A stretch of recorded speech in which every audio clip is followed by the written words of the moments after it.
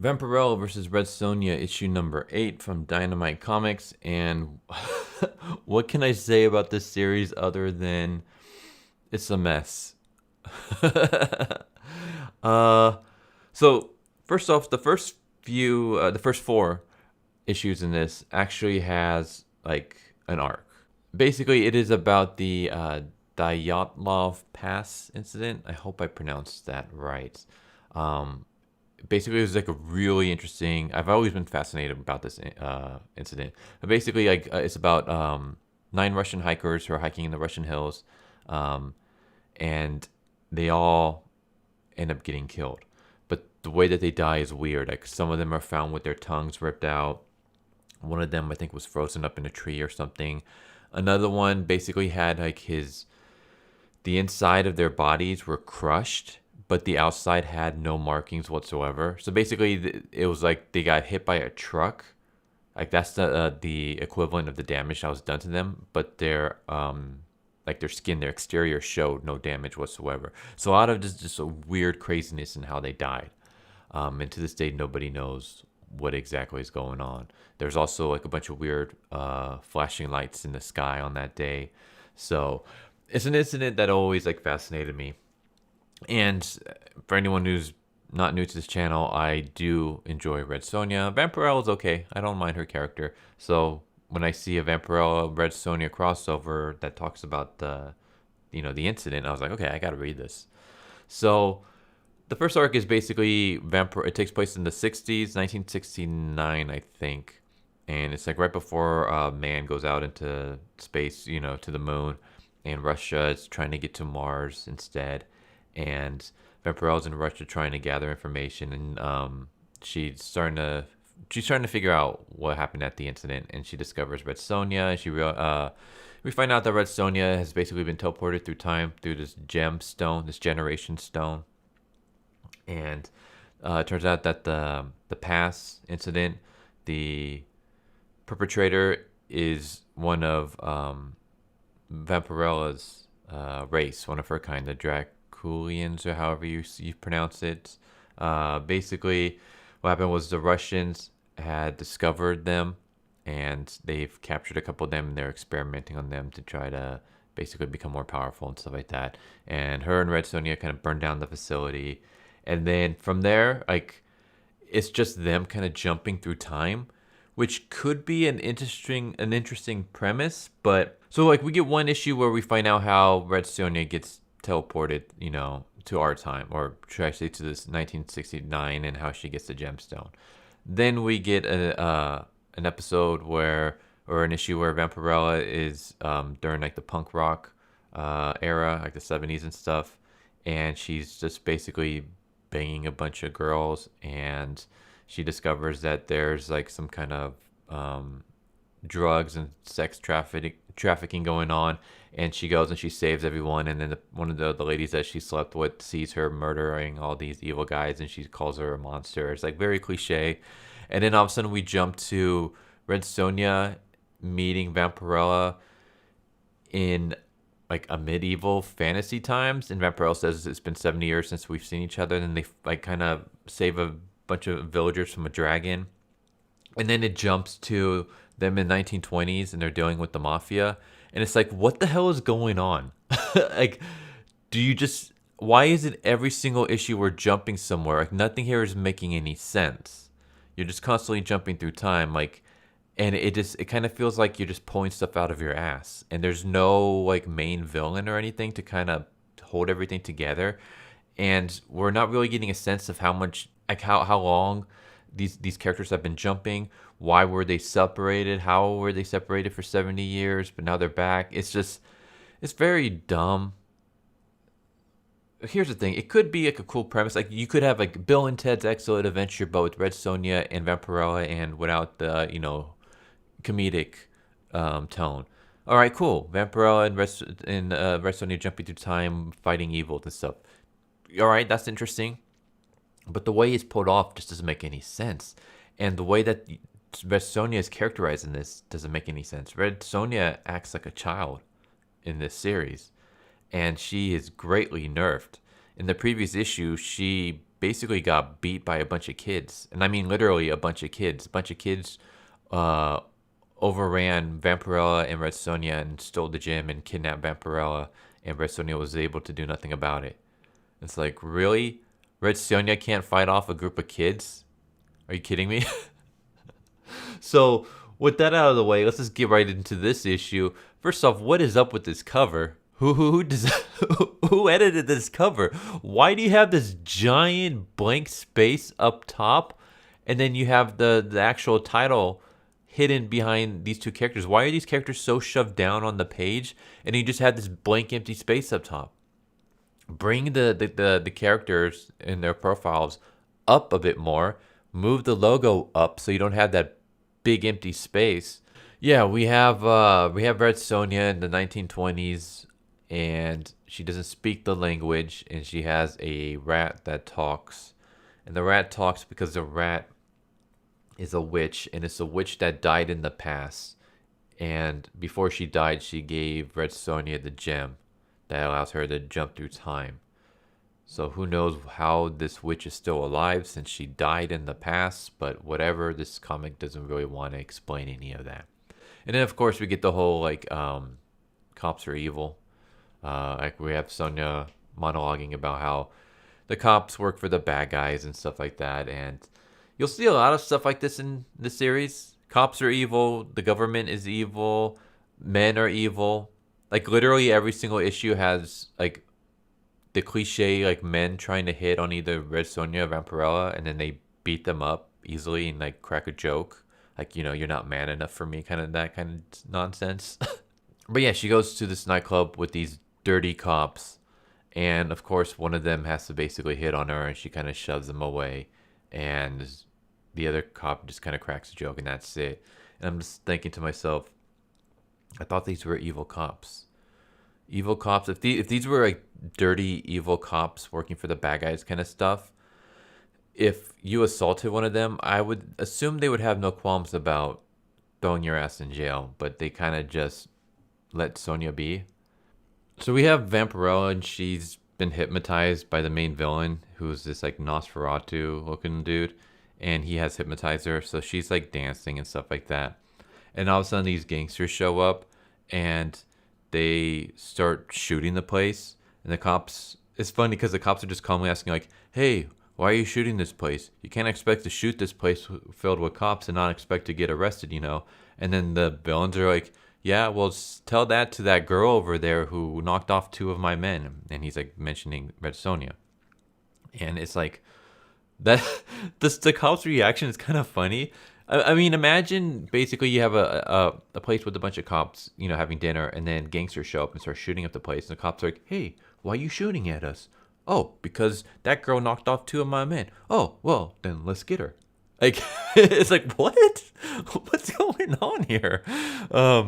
So basically you have this confrontation, and then the Nosferatu dude's like, I grow bored of this, and he like hypnotizes the men and turns them all into monsters. And it's like, where did that come from? Like I saw him have the power of hypnosis, but he never once used the power of hypnosis to physically turn these people into monsters, but they turn into monsters somehow. And there's also this really like creepy moment where before he turns them into monsters, he's like, I'm bored and I have a wife to bed. Let's finish this. And the wife he's referring to is the hypnotized Vampirella. And according to Red Sonja, Vampirella has been missing for 3 days. So it kind of insinuates like maybe he's already bed her in those 3 days, which if that's the case, that would be rape. So Vampirella gets raped in this issue. It's a question because it's never mentioned at all whatsoever. I don't know if it'll be mentioned in the next issue, but it's kind of just glossed over. It's just literally like a one-panel throwaway, and it's like, did you just have one of the most iconic comic book characters ever get raped and then just kind of brush it off? Okay. Yeah, it's very weird. Anyways, these monsters like attack, and it's weird because like you see him snap his fingers, and the villains, the mafia dudes, and then the dirty cops get turned into monsters. But then some of the cops aren't turned into monsters. So it's kind of like, okay, like where's the distinction? How were some of them like it literally showed all of them turning into monsters, and then now some of them aren't? And why are these cops shooting at Red Sonja? Wouldn't you think they would shoot at the monsters? Like you have a bunch of monsters running around trashing everything.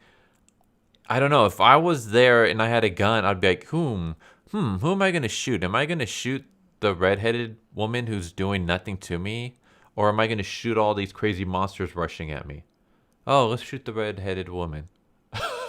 So, anyways, Red Sonja jumps on this balcony, and just as she jumps, one of the monsters grabs her. The balcony breaks, and it falls on her, and it basically crushes her, and she's out of the fight, and that's it. And it's like Red Sonja is supposed to be. I mean, she's supposed to be badass. She's like the female equivalent of Conan. She's this badass, female warrior who kicks ass and takes names, and literally in this arc you had her acting like a child. You had her trying to eat a rat. You had her getting overrun by a bunch of kids. And now you have her have a balcony fall on top of her and put her out of commission without her actually doing anything. Like, she doesn't even get like a hit on this Nosferatu dude or anything whatsoever like that. It's just basically like, here's a balcony, you're done now. It's like, all right, there goes our most badass, one of the most badass women in comics, taken out by a balcony. And you see just a lot of this, like why is she acting like a kid? Why is she getting beaten up by kids? Why is she not able to put up a fight? I mean, she does a few times in earlier issues, but she's greatly nerfed in this series, and it's really a shame. In one of the earlier issues, I think it was issue number 1 or 2, Red Sonja is sitting in a bed. Like, she's sitting on a big pile of cheeseburgers and she's eating them, and she calls them meat parcels. And then Vampirella is like chastising her and like, you shouldn't be waving your sword at innocent people. And Red Sonja's like, I'm not. And I only, use my sword against evil. And Vampirella's like, oh yeah, then why did you use it against that McDonald's guy to get more burgers? Da da da da da da. It's like, what? Why? What are you doing to Red Sonja? Why you? Who's this for? Who's this series made for? Why? Why is Red Sonja a child? Why is she so easily beaten? Why is nothing explained? Am I on drugs? Like, did I have a stroke while reading this series? Why is nothing making sense? But yeah, there's, again, I'm not gonna spoil the ending, but this series is just, it's a train wreck. I'm gonna keep reading it just because I want to see what the hell is gonna happen next.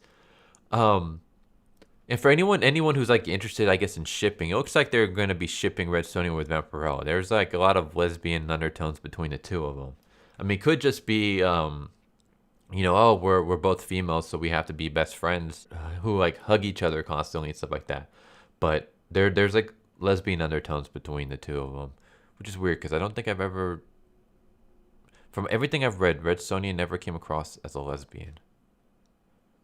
So, but yeah, that's Vampirella, Red Sonja. It's just it's a car wreck that you just can't look away from. Like, you're just sitting there like wondering like, what's going on? What's happening in this series? What does any of this stuff mean? And again, like, the artwork isn't the greatest either. The covers are usually better than the artwork, the interiors, for the most part. But if that says anything. But yeah, I don't know. Maybe it's just me. Maybe I just wasn't.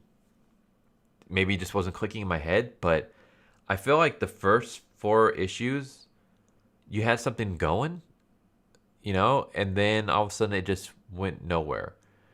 Like, even the end of the first 4 issues, the end of that arc, Vampirella discovers one of her people basically being experimented on, and she breaks him out, and then basically he's like dying, and she's like, I'll be with you to the end, and he dies, and then she starts crying.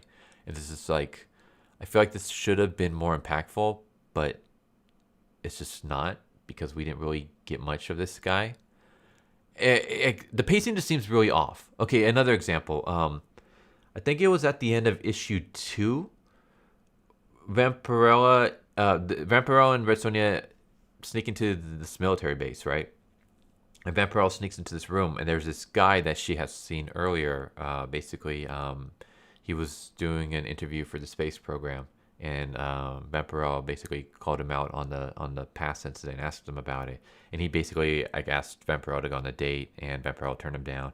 So she kind of had like a meeting with this guy, and then it turns out that this guy basically, because she asked questions about the incident, like he's like spying on her.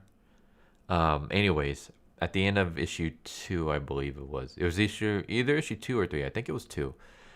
It ends with Vampirella entering a room, seeing this guy, and seeing him basically talking to one of her people who's chained up and being experimented on. And it's just like, oh my god, what's going to happen next? And then it cuts to the next issue, and Vampirella's in a completely different room. And I'm like, okay, maybe this is like a flash forward, and they're back at their home base thinking about what they're going to do. Nope, they're still in the military base, but I guess Vampirella decided, oh, I see one of my people is chained up being experimented on. All right, whatever, I'm going to go into this other room, and I'm going to start having dialogue with Red Sonja. We're going to fight some of these soldiers, and then I'm going to come back into this room that I was just in to free this guy. Like, it doesn't make any sense how she was in one room, and then all of a sudden, in the very beginning of the next issue, she's like on the other side of the military base. And there's no explanation. Like, there's no, like, she snuck away because she needed to get Red Sonja to help her take down this, bad dude and free her people. Like, it's just all of a sudden she's in this other part of the building, and we kind of ignore the fact that this dude's being experimented until the end of that issue. So the pacing is just off. I'm sorry if this review seems like I'm rambling, but that's how, like, my rambling of this series is how it feels like to read this series. It's just all over the place, and I can't make heads or tails of some of these stuff that's going on. It's just, I feel like the writer has ideas, and maybe the editor is just failing at, sitting down with the writer and be like, okay, here's what you want to do, here's how we're going to have to do it, and slowly piecing things, basically making things make more sense, polishing things up, so that it doesn't seem like you're just flinging stuff everywhere. It literally feels like that episode of South Park, where they're making fun of Family Guy, and they have the sea lions, I think it was. I forgot what it was. Basically pushing the balls, and then whatever shows up on the balls, that's what the story is. I feel like that's what this is, where they just have like a bunch of like, okay, year 1960, year 1920, year 1970, year medieval times, whatever. And then they just have like a situation, oh, sex trafficking, oh, drugs, oh, dirty cops, hypnosis, oh, dragons. And then like they're just kind of grabbing balls out at random, and like, okay, so we got 1920s dirty cops. All right, let's figure something out with this. And it's like nothing is just flowing together. It's just everywhere. So, yeah, that's Red Sonja. That's Vampirella Red Sonja. Has anyone been reading this? If so, tell me what you guys think. You know what's even funny is that because of the whole beer virus, this issue 8, came out like, I think like 3-4 months after the previous issue. So you would think, with all that time, maybe we can sit down and just really polish this up and edit this so we can make more sense of this. At the very least, use that time to maybe edit your cover so it doesn't look like this.